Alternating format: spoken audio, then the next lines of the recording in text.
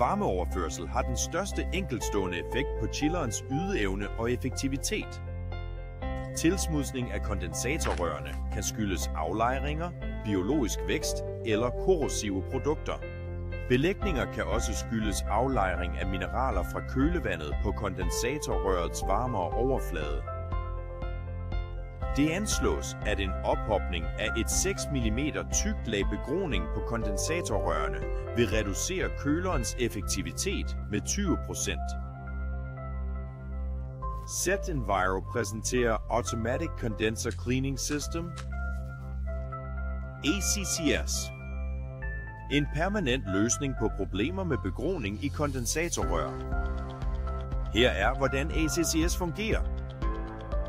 Processen starter med, at kuglerne fra ACCS' kugleopsamler injiceres til hovedledningen, der er forbundet med varmeveksleren. ACCS-kuglerne bevæger sig langs hovedledningen for at nå kondensatorens hovedhoved. Kuglerne fordeles tilfældigt på tværs af kondensatorrørene. Systemvandet skubber kuglerne gennem rørene, og disse kugler fjerner eventuelle rester som kalk, snavs eller biofilm, der sidder fast på røret, før de får mulighed for at sætte sig fast på rørvæggene. Når kuglerne kommer ud af kondensatoren, opsamles de i den unikt designede kuglefælde, der ikke tillader kuglerne at slippe ud. Kontrolleren giver opsamlingsventilerne besked på at åbne, og kuglerne skubbes tilbage til kugleopsamleren, hvor de skylles godt igennem og venter på, at den næste cyklus starter. Hele cyklussen tager mindre end 3 minutter, og cyklusserne er programmeret til at finde sted automatisk hver 20. til 30. minut. Processen sikrer, at der ikke udvikles begroning på de indvendige rør, hvilket gør det muligt at optimere varmeoverførselsprocessen.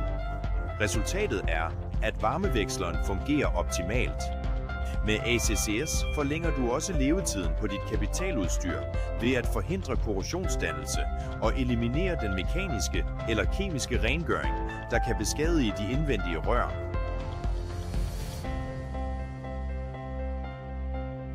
ACCS eliminerer kostbar nedetid, optimerer varmeoverførslen og sparer en masse energi.